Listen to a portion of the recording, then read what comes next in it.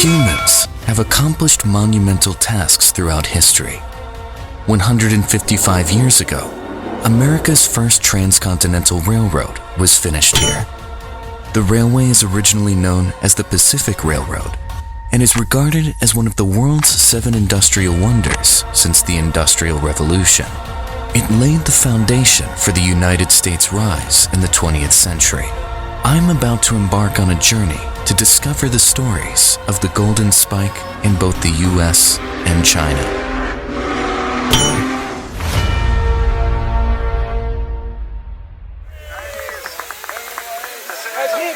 Railroad workers and their families, please step up. My name is William. This year, I'm once again portraying the role of a Chinese railroad worker at the annual commemoration to reenact the scene in 1869. My mother came from Guangdong in China, and my father is an American. According to my parents, most of the workers who built this railroad across the East Coast and West Coast of the United States were Chinese. However, I didn't see any Chinese railroad workers in the group photo marking the completion of the railroad in 1869. Chinese people have already been going to San Francisco to make a living during the ruling of the Tangji Emperor of Qing Dynasty. They have long braved at that time. Margaret is the president of CRWDA, and she organizes the descendants of Chinese railroad workers to participate in related activities. Not only do Chinese Americans study how Chinese railroad workers paved the way, but there is also a Chinese railroad research program at Stanford University, whose founder is one of the 4 famous and influential businessmen of the Central Pacific Railroad, known as the Big Four. The university is named after Leland Stanford, and the Chinese workers played a big role in ultimately Leland Stanford getting fabulously rich. Later, when their son died, they decided to make a university. That money was built, off of the Chinese workers. Lincoln, had been thinking about contemplating something like a Transcontinental Railroad. There's obvious reasons to do so. Former U.S. President Lincoln signed the Pacific Railway Act in 1862. The Pacific Railway, which spans the East Coast and West Coast of the United States, is more than 3,000 kilometers long. The Union Pacific Railroad took charge of the eastern section, while the Central Pacific Railroad was in charge of the western section. Starting from Sacramento, the capital of California, and the eastern section starts from Omaha, Nebraska, to Utah. The 2 sections join at Promontory, Utah, which must have been a mega project at that time. The attributes were 2. One was their efficacy, the other was that they could be exploited. So the efficacy was that they were willing to work in teams, perhaps even without having common dialect. In fact, at most 50% of what a Caucasian worker would earn for the very same work. That's what made them, you could say, in an economic sense, the most profitable workforce. The western section was a great obstacle. There are statistics showing that in 1970, approximately 907.2 kilograms of bones belonging to Chinese workers were exhumed from the desert of the Central Pacific Railway sections. Some described it as, there is a skeleton of a Chinese worker under each railroad sleeper. The 3 major projects of the railway in the Sierra Nevada mountains, Bloomer Cut, Cape Horn, and Donner Pass, were completed with the blood and sweat of Chinese railroad workers. So it was a cut through a ridge, and they couldn't go around the ridge for reasons I don't understand. They elected to go right through it, but they had to make a deep cut because railroads can't go steep up or steep down.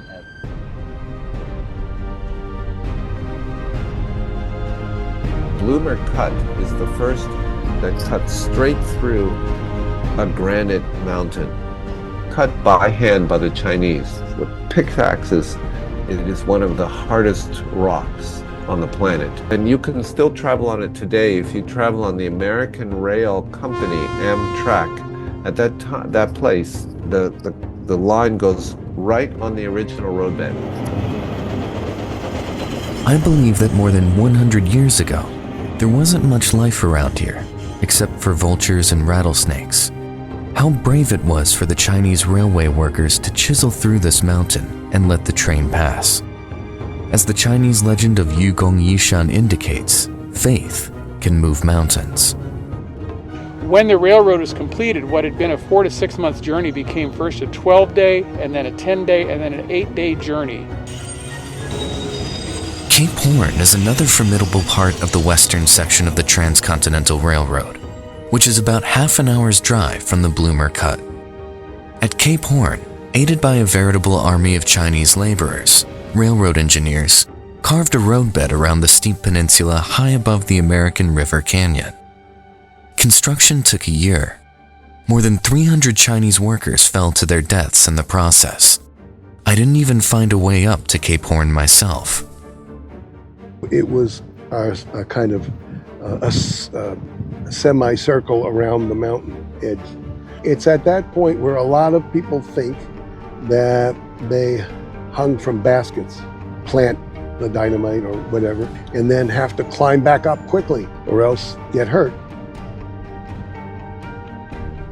It's one of the sources for a racist expression in the 19th century. No one uses it now, called, you have a Chinaman's chance.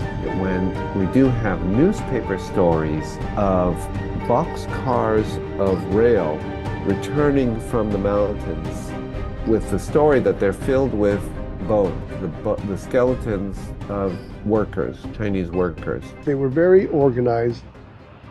They were very persistent. They worked long hours under terrible conditions a lot of times, facing death. I mean, they had to work in the winters, which didn't really have to, but the management wanted them to. And, there were avalanches, freezing conditions, especially the winter of 1866-67, terrible. Donner Pass is one of the snowiest places in the contiguous United States. In the fall of 1866, Chinese laborers began their most difficult task in the entire construction of the railroad, to excavate 15 tunnels in the Sierra Nevada with a total length of 1,894 meters, mostly at high altitudes. When I arrived here, it was May, and Salt Lake City averaged 75 degrees Fahrenheit during the daytime. But in Donner Pass, several roads leading to the tunnel built by Chinese workers were still blocked by heavy snow. This is my first time to Donner Pass. It's very cold today. It's probably below freezing with the wind. Growing up in Utah, I only heard one story about Donner Pass, and that was of the Donner Party, where they were forced to survive a winter without enough provisions. I can see now why it was so hard then, and only 20 years later they made the journey to build the railroad here, and I can't even imagine surviving the harsh conditions at that time. I don't think supplies could be received here very easily either, so that probably added to the difficulty. And so I think there was a cultural trait that was expressed that made the railroad successful. And then you look at by the time that the railroad enters Utah, they're building 3 to 4 miles of track a day. And that's incredible. We think of 10 miles in a day as a big achievement, but they were averaging 4 miles a day. That's amazing.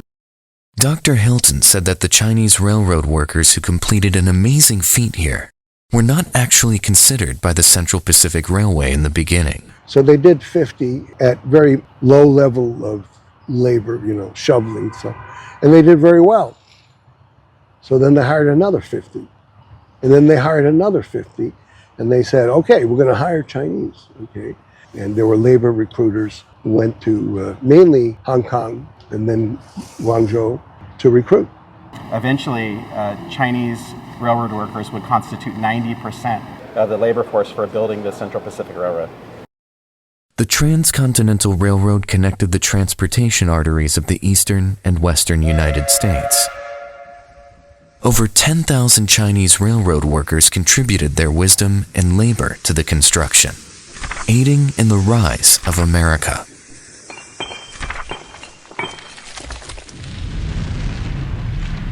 Mama, why did the Chinese railroad workers cross the ocean to build the Transcontinental Railroad? You should go to China and probably go to their village to find out.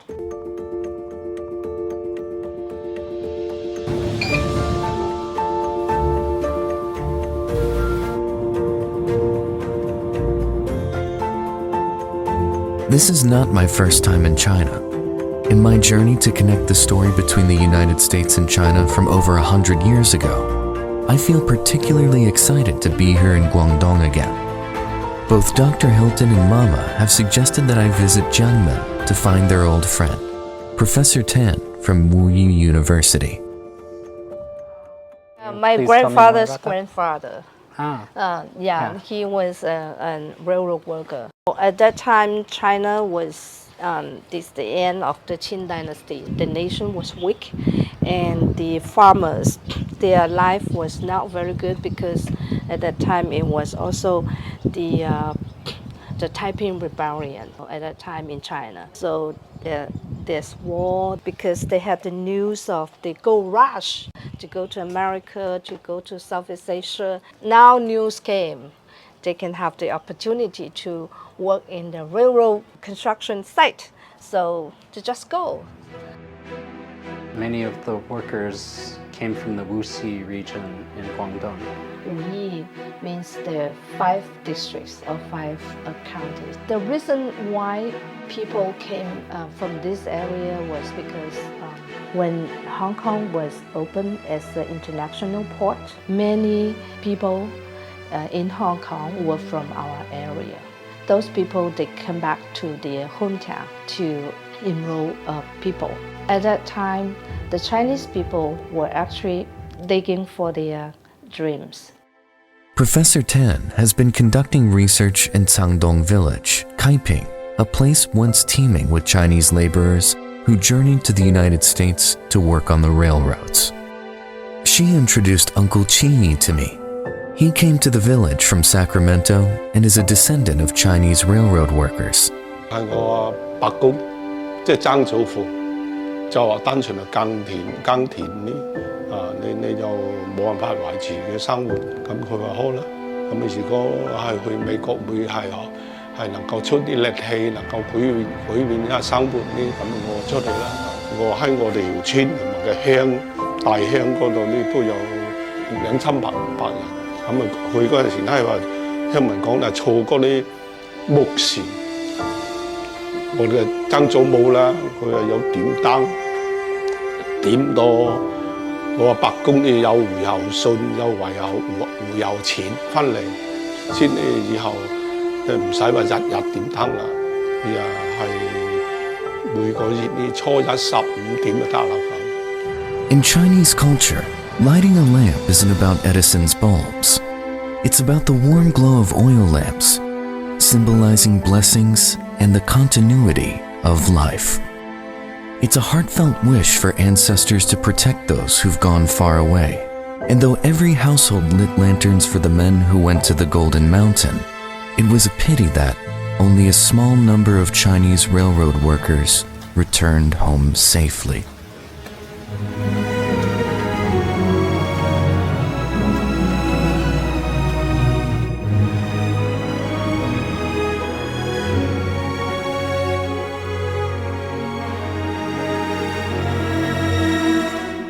呢度咧嘅華僑重咧總共係有387個，呢個義重下邊墓區下邊其實都係有金呈、有骸骨嘅。義重咧就係安葬無子骸骨嘅公墓。呢度個華僑義重咧其實係有3塊舊嘅碑，其中一塊咧個墓誌咧就寫得好清晰，佢係有寫到今生國埠先有運回本邑。佢嘅年代就好清晰，係光緒14年至光緒18年呢個年份呢，如果再上前20年左右，就係美國修築太平洋鐵路嘅時間係好接近嘅。嗰啲華工喺美國去世咗之後，咁係一般係由當地嘅華僑嘅慈善機構、華僑社團係組織集體係處理嗰啲校事嘅。整成一批之後呢，佢哋係通過水路跨過呢個太平洋，好遙遠咁從美國運翻嚟香港。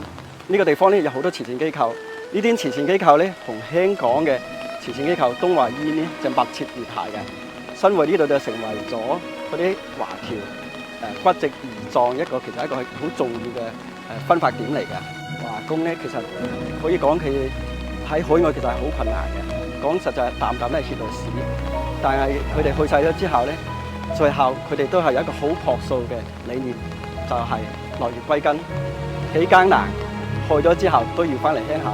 其實可以講係以前嘅老一輩嘅華僑一種樸素嘅感情，對家鄉對國家嘅感情。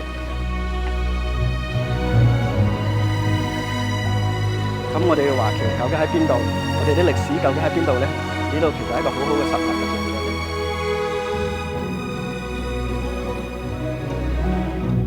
It probably never occurred to the Chinese railroad workers that an American would come to pay respects to them more than 100 years later, and it surprised me to see the unity among overseas Chinese. Bringing the workers' remains home all the way across the world, those workers risked their lives to sail away and made every effort to return. Their intelligence and bravery built the first Transcontinental Railroad. 打动我的可能那就是那一颗颗的稻丁，它给我感觉它更像是当时我们的华工。虽然看上去外表是很出力，但是他们沉重而又坚实，他们深深地嵌入到当地的土壤中，促成了这条美国横贯道路铁路的修建。也正是铸成了这条铁路，为我们打造了我们旅美侨胞一个奉献进取的一个精神的丰碑。Dear Mama, I'm thinking about you in Kaiping. I found the answers I was looking for. I'm impressed to see what was accomplished after the railroad workers laid the foundation for their descendants. I now have a greater appreciation for what you and other researchers are doing to preserve their stories.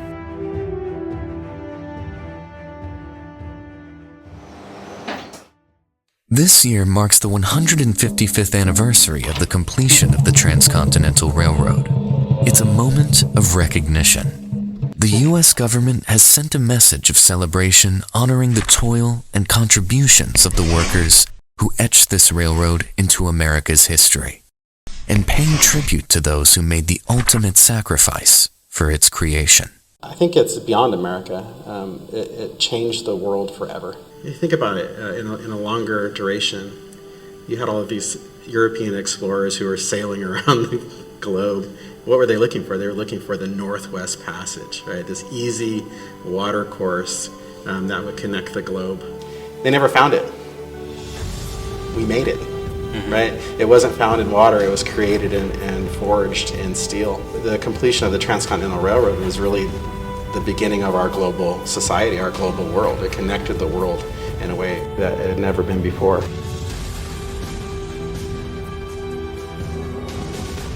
In the year 2024, I stood with honor, stepping into the shoes of the Chinese laborers who helped lay the tracks across America. I've walked the paths they once forged, feeling the echoes of their journey. With each Golden Spike celebration I attended, I was present as the Golden Spike was ceremoniously tapped into the rail, symbolizing the union of the East and West. As the crowd chanted, "Chinese railroad workers, descendants first," for the group photo. I could feel the enduring spirit of those whose remains live beneath the Sierra Nevada's eternal snow. Their sacrifices should be remembered, cherished, and respected.